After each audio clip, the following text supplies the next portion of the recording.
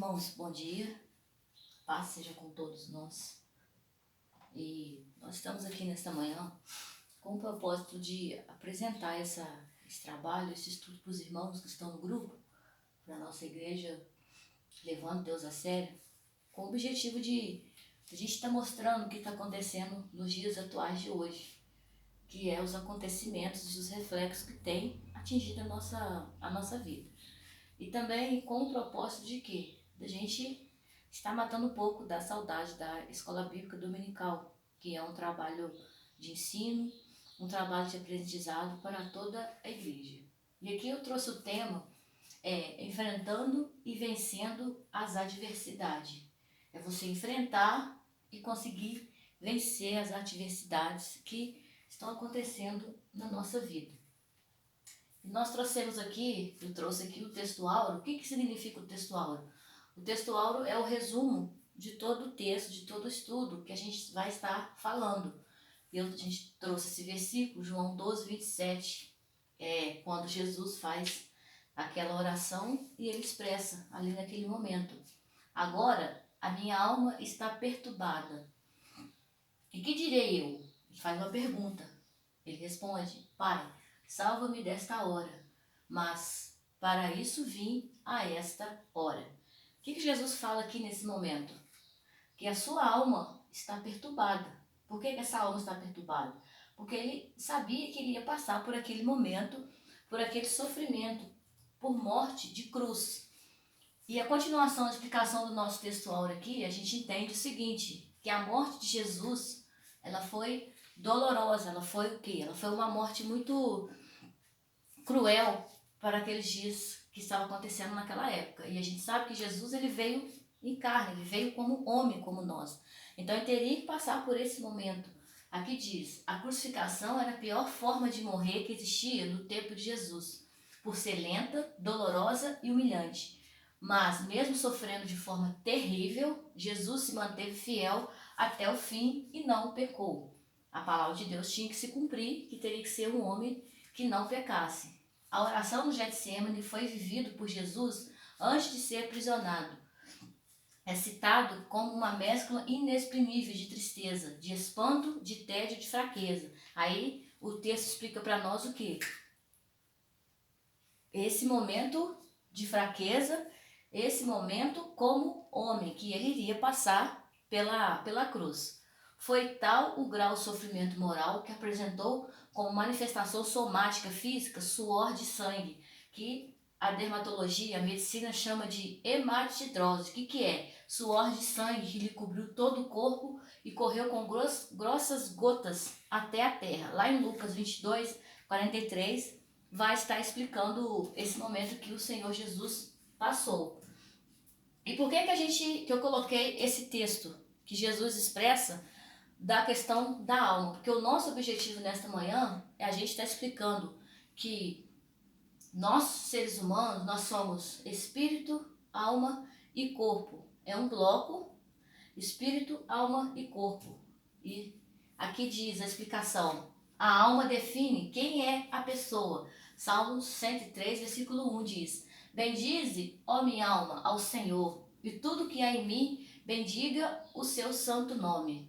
Aqui diz que a alma é a parte que sente emoções, a alma raciocina e tem vontade, interpretando a experiência física do corpo. A alma é a parte não mecânica da pessoa, a criatividade, a inteligência, as emoções, as decisões, tudo que torna a vida mais que um conjunto de processos automáticos é função de quê? É função da alma. A alma é o elo entre o corpo e o espírito, que nós somos espírito, alma e corpo. E está ligada à parte física da vida e é a parte que não é física. Lembrando que a parte física é o nosso corpo. O espírito é a parte que tem comunhão com Deus. E a alma é a parte que torna essa experiência pessoal e individual. Por que essa experiência pessoal e individual? A gente sabe, conhece na palavra de Deus, que quando Jesus morre e ressuscita, esse véu foi rasgado de cima a baixo. Então nós temos o quê? Acesso direto ao Pai. Nos dá a capacidade de ter essa experiência pessoal e individual com Deus. Só que nós vamos falar dos dias atuais. A palavra de Deus, ela é atual. E esse texto que Jesus fala da alma, que ele ia passar por aquele momento doloroso da cruz, hoje, irmãos, o momento que nós estamos passando é o famoso a Covid-19. E a gente vê nos jornais, vê nas rádios, tudo que se tem falado. E eu coloquei aqui, como todos nós sabemos, que é uma doença causada pelo coronavírus, que pacientes apresentam quadros clínicos leves e quadros clínicos graves. E quais são os sintomas? Pode variar de um resfriado até uma pneumonia severa. E o que acontece? O paciente, quando está com o coronavírus, sente tosse, febre, coriza, dor de garganta e dificuldade de respirar. Esse aqui é o grande desafio da medicina, quando o paciente passa por esse momento. E como que acontece a transmissão? Aqui, nós temos aqui, por aperto de mão, gotículas de saliva, espirro, tosse, catarros, objetos ou superfícies contaminadas. Aqui você pode ligar objetos ou superfícies contaminadas ao toque de aperto de mão. Que no momento que eu espirro com a mão na boca, vai gotícula contaminada de saliva para a minha mão. No que eu toco na mão de uma outra pessoa, essa pessoa leva a mão à boca, ela acaba sendo contaminada. Por isso que as nossas autoridades têm pedido incessantemente para que a gente lave as nossas mãos, para que a gente utilize o uso de álcool em gel, para que a gente evite de levar a nossa mão à boca, a nossa mão ao rosto e sempre usar máscara e sempre nos prevenir para que a gente possa, pelo menos, conseguir não se contaminar. E o coronavírus, irmãos, ele tem causado o quê? O impacto na economia global. O que é a economia global? É a economia de todos aqueles países que estão sendo atingidos pelo novo coronavírus. O avanço do novo coronavírus vem afetando diretamente os mercados ao redor do mundo e junto com ele também tem levado as preocupações dos investidores sobre os impactos da economia global. O que acontece? O Brasil, no caso aqui o nosso país, a gente não tem investidores e o que acontece? O impacto na economia, porque o Brasil, no caso aqui o nosso país, ele não arrecada impostos, então fica de fora o que? Acontece o que? Uma recessão econômica. O que é uma recessão econômica? Os economistas, eles gostam de fazer assim, por 2 trimestres consecutivos de diminuição do PIB. O que é o PIB? Produto Interno Bruto, é tudo que entra de um país. O PIB é uma medição de quanto a economia cresceu em determinado período de tempo. Desde quando teve o primeiro paciente de coronavírus aqui no nosso país, a nossa economia ela parou de crescer. E o que está havendo pode acontecer, ou seja, a recessão que diz respeito a uma efetiva contração da economia. E o que acontece com essa recessão econômica? Ela estoura onde? Dentro das famílias, da nossa vida, que somos trabalhadores, temos pessoas que são aposentadas, mas todos nós somos o quê? Somos atingidos. Aqui diz diminuição da renda das famílias. Lembrando que essa diminuição não ocorre somente por meio da redução efetiva de salário, mas ocorre com o quê? Com pessoas sendo desempregadas, aqui a redução dos níveis de produtividade das empresas. Aqui a gente faz um paralelo entre colaborador, que é o empregado, e patrão, que é o empresário. Isso pode ser atestado, por exemplo, por meio do sistema de recolhimento de impostos. Com as empresas fechadas, sem a produção, não tem recolhimento de impostos. Sem o recolhimento de impostos, o governo ele não consegue arrecadar fundos. Por causa de quê também? Por causa da quarentena, do isolamento social, que é fundamental nesse momento em que nós estamos vivendo. Lembrando que é interessante que as nossas autoridades eles têm a responsabilidade de criar o quê? Um isolamento social com responsabilidade para nossas vidas, preservando os idosos, preservando os nossos doentes crônicos. E isso traz uma grande preocupação. Aqui eu coloquei a foto dos profissionais de saúde, além da preocupação com o desemprego, da preocupação da renda familiar, da preocupação dos empresários com suas empresas. O que acontece? Tem pessoas ao redor, no nosso meio, que tem parentes que trabalham na área da saúde, que é o quê? Uma área de risco, pessoas que trabalham na linha de frente. Isso traz o quê? Uma grande preocupação. E a gente vai falar agora de quê? Da família. trazendo esse problema, essa economia que tem estourado aonde? Na família. Em muitos lares estão passando por esses momentos, que são o que está acontecendo na nossa vida. Aí a gente coloquei ali, família, criação de Deus. Todos nós sabemos que quem criou a família foi o nosso Deus Todo-Poderoso. Aqui diz, Deus criou a família com desígnios sublimes. O Criador não fez o ser humano para viver na solidão.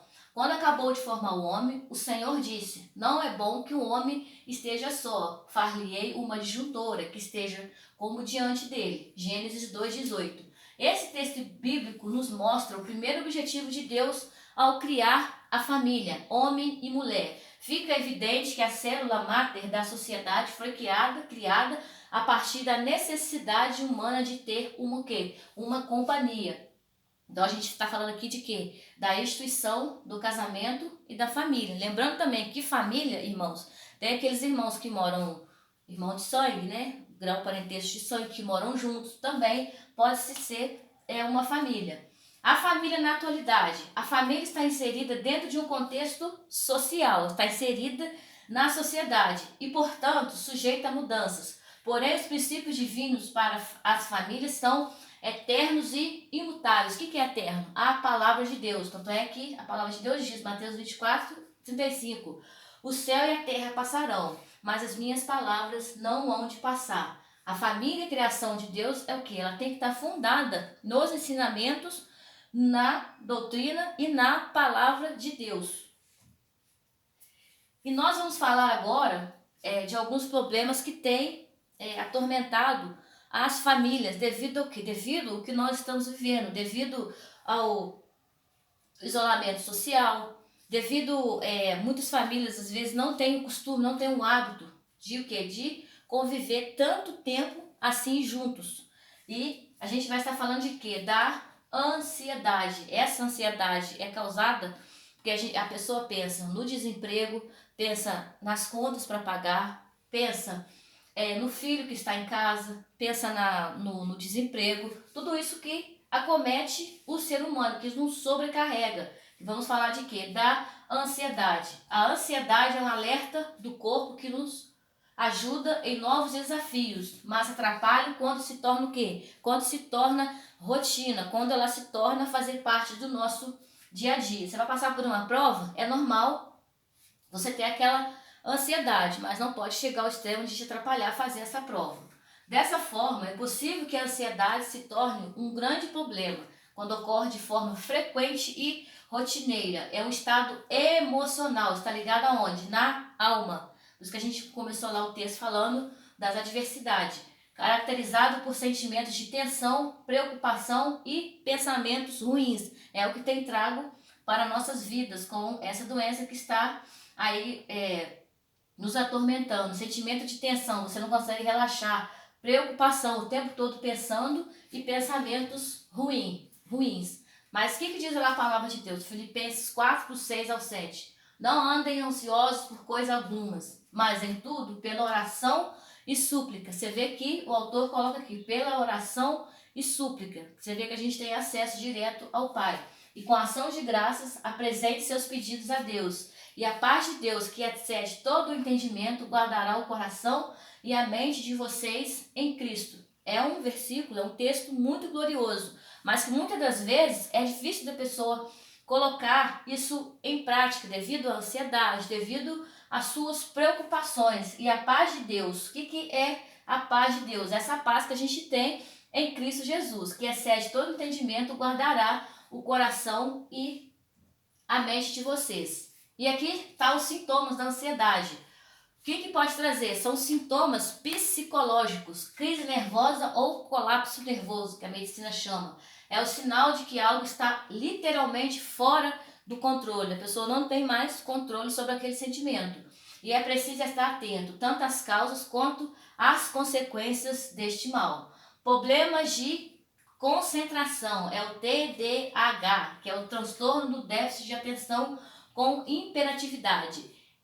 É o vilão da concentração. Esse transtorno pode causar prejuízo na vida afetiva, na escola e no trabalho se não for tratado. Aqui fala da vida afetiva.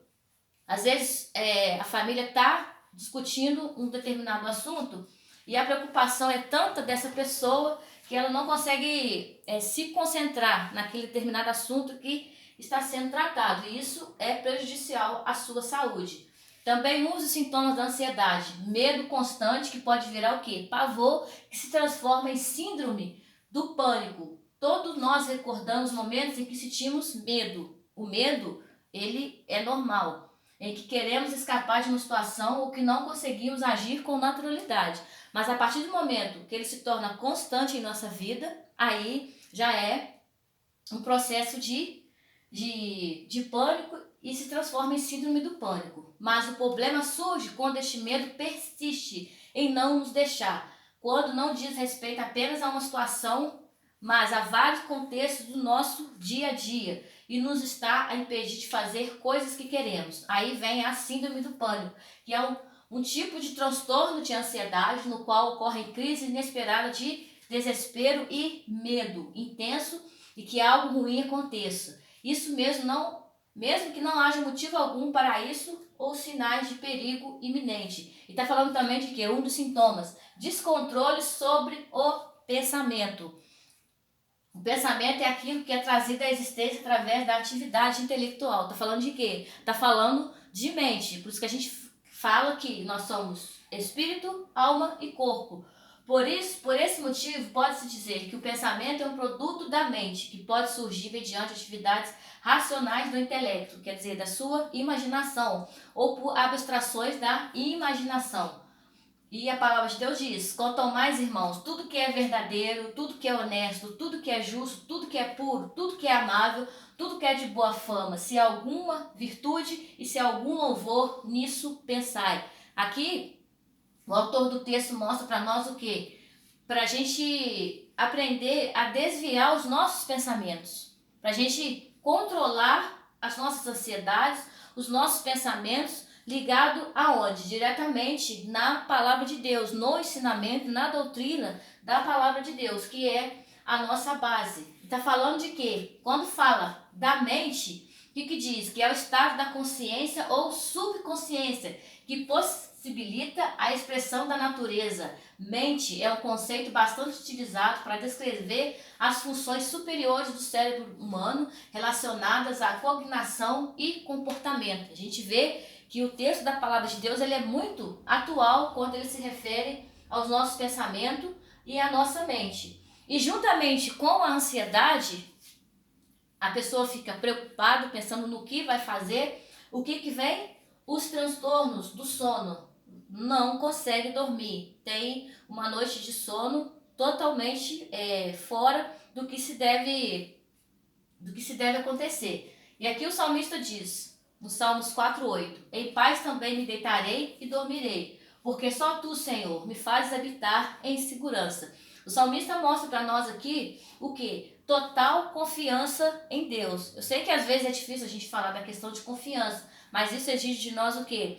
Total comunhão com Deus, que ele diz, em paz me deitarei e dormirei. Porque ele tem a consciência o quê? Que ele habita no Senhor em segurança.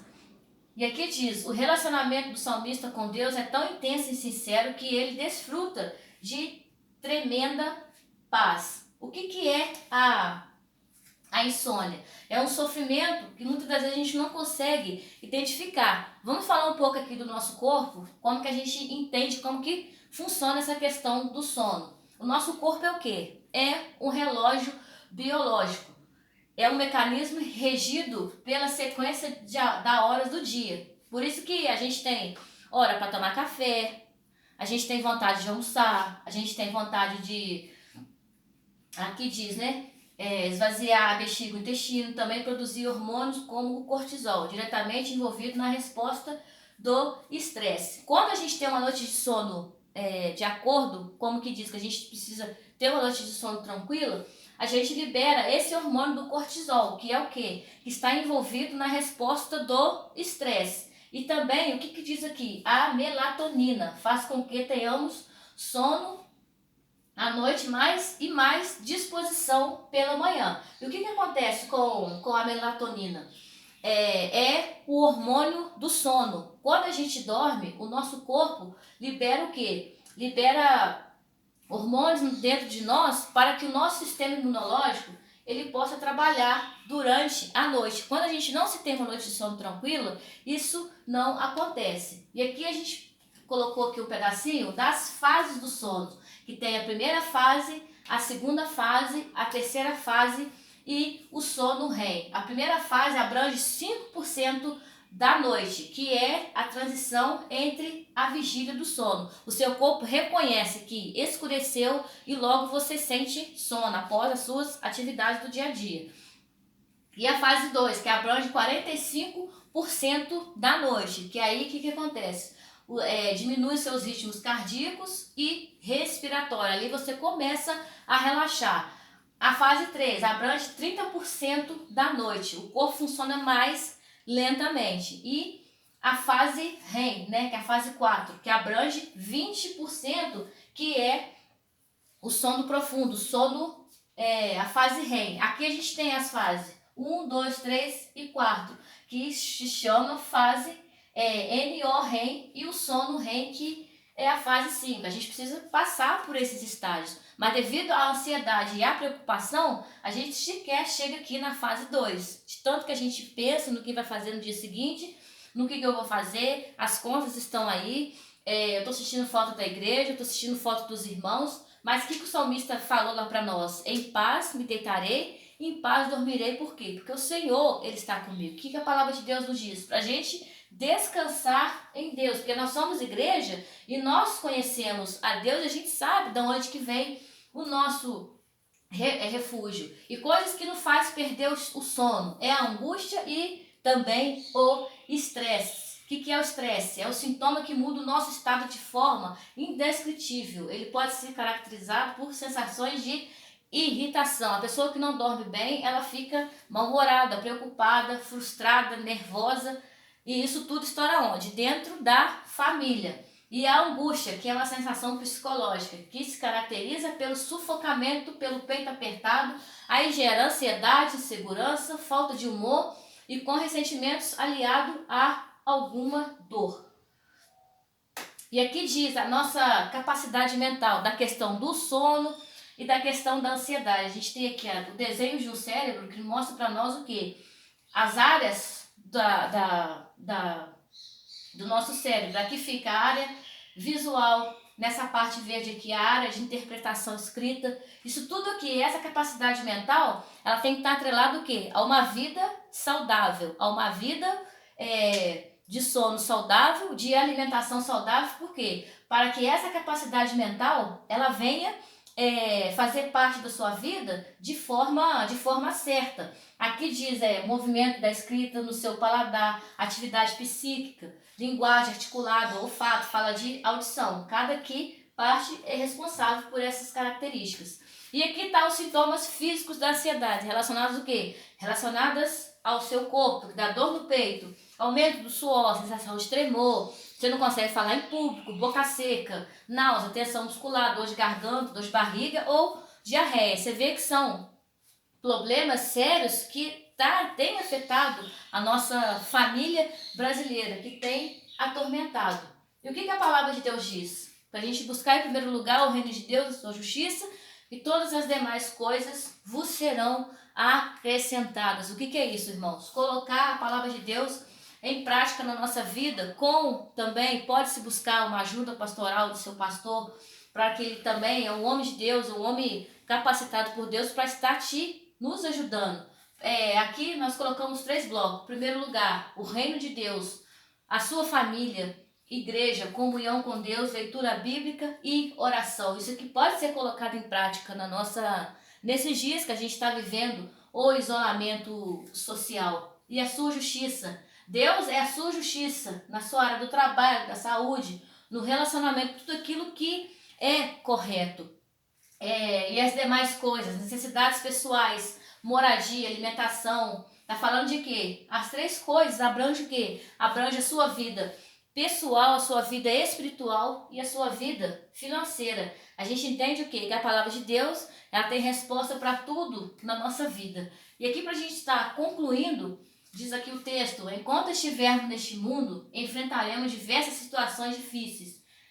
É sempre bom lembrar que fomos feitos por Deus com corpo, alma e espírito. Deus te criou para ser o quê? Para ser servo dele, para ser uma pessoa que tenha comunhão com Deus. E quando ele fala, enquanto estivermos neste mundo, ele está falando de quê? Do planeta Terra. Ele não está falando que nós somos do mundo, que nós estamos nesse mundo sistemático, nesse mundo de pecado. Não. Ele está explicando, enquanto nós estivermos aqui como seres humanos, a gente precisa vencer essas adversidades.